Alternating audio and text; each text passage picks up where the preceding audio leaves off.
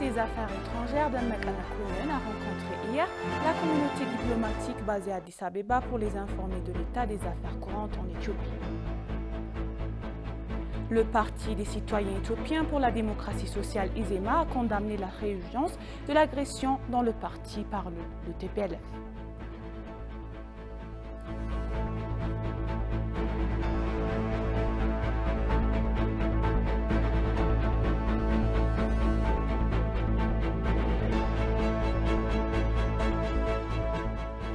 Bienvenue, chers téléspectateurs, c'est Moïda Garamo avec le journal du vendredi 26 août. Le ministre des Affaires étrangères, Demek Amakounen, a rencontré hier la communauté diplomatique basée à Addis Abeba pour les informer de l'état des affaires courantes en Éthiopie. Selon Demek Amakounen, le gouvernement fédéral a mis en œuvre des mesures encourageantes de la consolidation de la paix pour instaurer une paix durable mettant fin à la guerre dans le nord du pays. Il a rappelé la déclaration du cessez-le-feu humanitaire unilatéral et de la trêve humanitaire qui a ouvert la voie à la fourniture d'un accès illimité aux opérateurs humanitaires, y compris davantage de carburant et d'argent liquide à l'État du Tigray. Demek Amakounen a également expliqué comment le gouvernement avait nommé un comité de paix de haut niveau pour poursuivre un engagement positif et des approches sincères aux discussions de paix. Malheureusement, il a déclaré que le TPLF continuait de militariser les fournitures humanitaires destinées à soutenir les civils tout en reconnaissant par les mesures de paix du gouvernement. Il a exhorté la communauté internationale à promouvoir les pourparlers de paix inconditionnels menés par l'Union africaine et dénoncer le comportement destructeur du TPLF.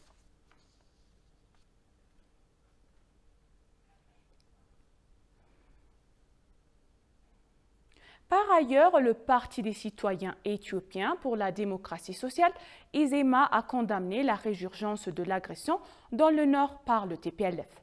Dans un communiqué publié, ISEMA, le plus grand parti d'opposition multiethnique du pays, a rappelé que le TPLF a toujours été imprégné d'initiatives anti-paix, ajoutant que ce trait assaillant est devenu plus visible que jamais au cours des dernières années. Éveillant le peuple du Tigray à comprendre le vrai visage du TPLF, ISEMA a appelé tous les Tigréens à dire non aux conscriptions massives et aux invasions destructrices par le groupe terroriste. ISEMA a averti que lorsqu'une très grande partie des ouvertures de paix n'a pas réciproque de la part du TPLF et le gouvernement doit être sur le qui-vive pour contrecarrer les agressions en coordonnant toutes les ressources à ta disposition. Le parti a exhorté que les Éthiopiens à mettre de côté toutes les différences politiques ou autres à se tenir à l'unisson contre l'agression du TPLF. Il a déclaré que le peuple devrait le faire sans être dérangé par une propagande non confirmée et négative surgissant de toutes parts. Il a finalement exprimé sa volonté d'apporter sa juste part à la lutte contre le TPLF et d'autres ennemis historiques de la nation en travaillant main dans la main avec lui.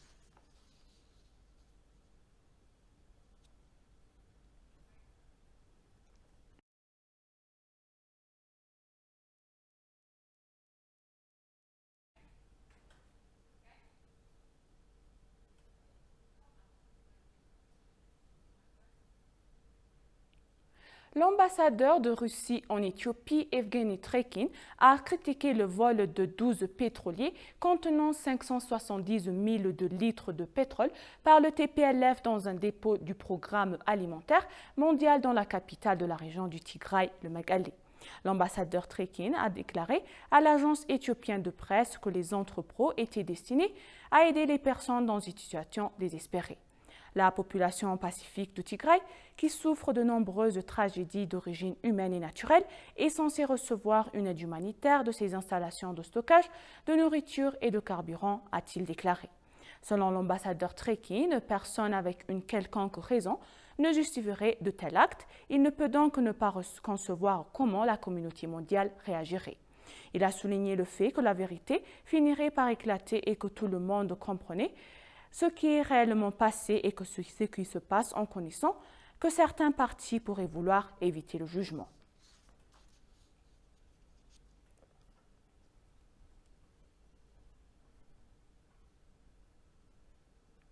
Le gouvernement éthiopien a condamné hier, dans les termes les plus forts, le vol de 12 camions citernes avec 570 000 de litres du carburant par le TPLF dans les entrepôts du Programme alimentaire mondial avant que les nouvelles attaques qu'il a été lancées.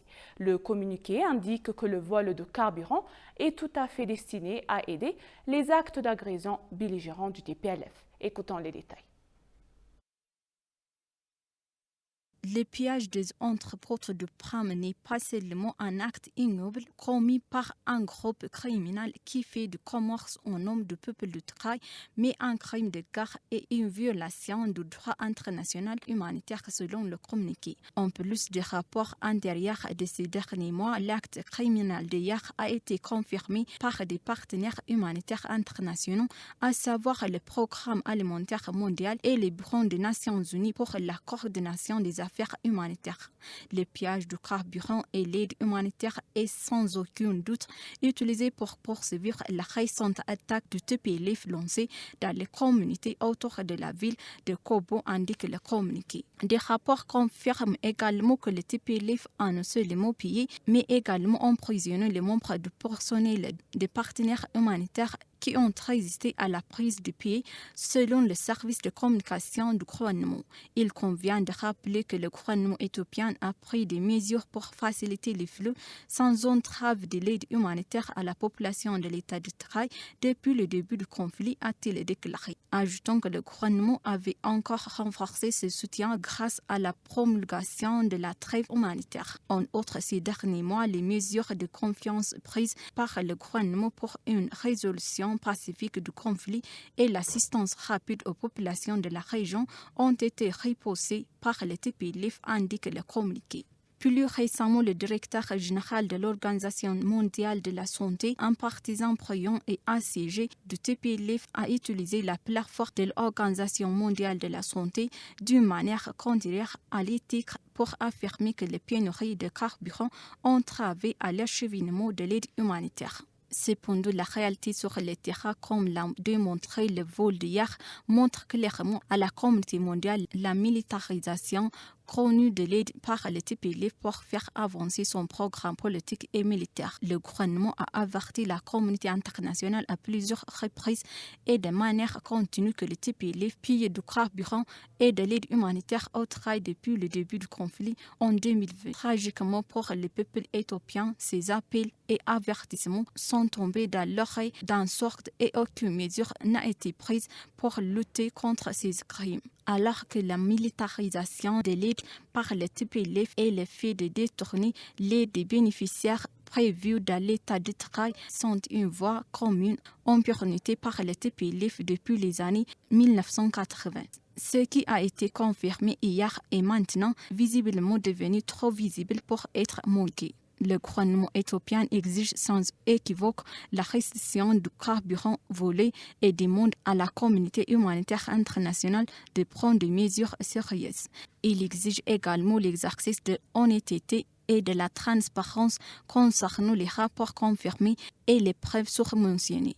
Addis Ababa s'attend à ce que la communauté internationale tienne le TPLF responsable, avec un engagement ferme et continu envers la résolution pacifique du conflit. Le gouvernement conseille au TPLF de cesser toutes les hostilités et de restituer l'aide humanitaire volée. Sinon, le gouvernement sera contraint de prendre des mesures correctives à sa discrétion, ajoute le communiqué. Suite à l'annonce par le porte-parole du chef de l'ONU, le TPLF a pillé un entrepôt par le Programme alimentaire mondial avec les et certains éléments de doute quant à la sécurité de la délégation des agences onusiennes. Rappelons que les agences d'aide et les bailleurs du Fonds international du TPLF ont fulminé sur la pénurie de carburant en rejetant la faute sur Addis Abeba, alors qu'on nous annonce que tout d'un coup, 5 710 000 de litres de carburant ont été pilés lors du cambriolage par les forces tigréennes. Écoutons les détails. L'Organisation des Nations Unies a déclaré mercredi que les forces du TPLF avaient volé 12 camions de carburant de l'entrepôt Programme alimentaire mondial à Mekelle. Stéphane Dujarric, porte-parole du secrétaire général des Nations Unies, Antonio Guterres, a déclaré aux journalistes à New York que les forces tigrènes, dans la matinée du 24 août, sont forcément entrées dans l'entreporte du programme alimentaire mondial à Mekelle et ont volé 12 pétroliers à Cheney. Le directeur exécutif du programme alimentaire mondial, David Beasley, a tweeté que le TPLF avait pillé 12 camions citernes remplis de 570 000 litres de carburant à Mekelle, les qualifiant de scandaleux et honteux. Cependant, les communautés internationales et les agences d'aide, dont le PRAM, accusent depuis assez longtemps l'Éthiopie de bloquer le carburant vers Tigray. Les agences d'aide ont été flanquées dans ces mensonges honteux par les gens comme le chef de l'Organisation mondiale de la santé, ACG, Tedros Adhanom. Lors de la récente visite au Tigray, des représentants de l'Union européenne et de l'Organisation des Nations Unies, la pénurie de carburant consulté a fait l'objet d'une grande attention. Aujourd'hui, les PRAM rapportent que 570 000 mètres de carburant qui étaient stockés dans son entrepôt de Mekelle sont pillés par les militants de TPLF. Si nous devons en croire leur déclaration précédente concernant les pénuries de carburant, comment se fait-il que cette énorme quantité d'essence soit brûlée dans leur entrepôt? Cela semble être la question à $1 million à laquelle certaines agences d'aide doivent répondre, a-t-il indiqué. Un stratagème probable pourrait être en cours dans lequel le TPLF est de confiance avec ses agences et accès au carburant, mais une déclaration de pillage est émise afin que les agences demandent plus de carburant, alors que le TPLF continue de soutenir son effort de guerre avec du carburant volé. Le cercle vicieux continue. Au cours de ses opérations militaires dans la région d'Amhara en Éthiopie l'année dernière, le TPLF a pillé les entrepôts de l'USAID, de l'AVU, même de l'USAID. Reste à savoir si d'autres ravitaillements en carburant seront demandés pour les opérations humanitaires ou si le TPLF rendra les 12 camions de carburant au PRAM. Jusqu'à présent, aucune organisation internationale n'a été condamnée car le TPLF a détourné l'aide humanitaire à des fins de guerre. Le ministre des Affaires étrangères a annoncé que le TPLF assumera l'entière responsabilité des conséquences des violations du cessez-le-feu humanitaire par le gouvernement éthiopien.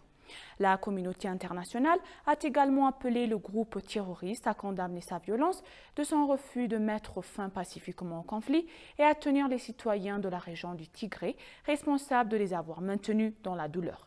Le ministère des Affaires étrangères a déclaré qu'il était inapproprié que le gouvernement éthiopien se mette en accord avec le terroriste TPLF pour demander le cessez-le-feu pour un intérêt humanitaire et cette décision ne tenait pas compte de la situation sur le terrain.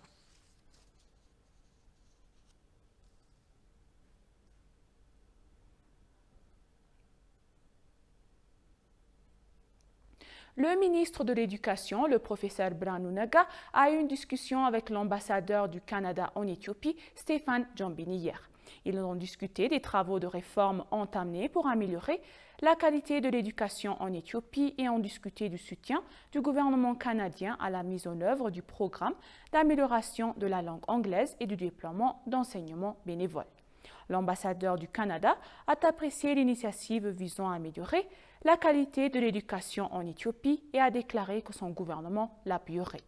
Ils ont également promis de jouer leur rôle dans la communication et la coordination avec le groupe du travail éthiopien établi à Ottawa par l'intermédiaire du ministère canadien de la coopération au développement international et des universités canadiennes pour réaliser le programme d'amélioration de la langue anglaise.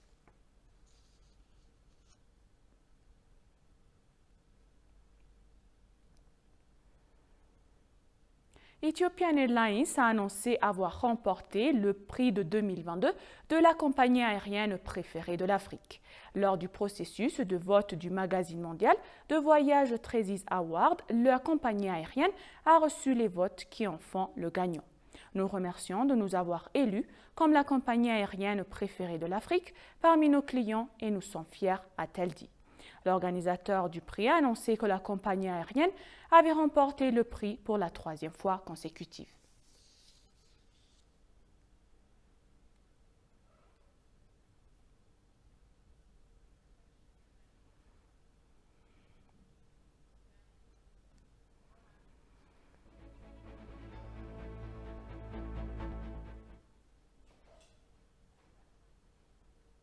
Chers téléspectateurs, nous vous rappelons les titres principaux. Le ministre des Affaires étrangères Demek Emekonnen a rencontré hier la communauté diplomatique basée à Addis Abeba pour les informer de l'état des affaires courantes en Éthiopie. La partie des citoyens éthiopiens pour la démocratie sociale ISEMA a condamné la surgence de l'agression dans le nord par le TPLF.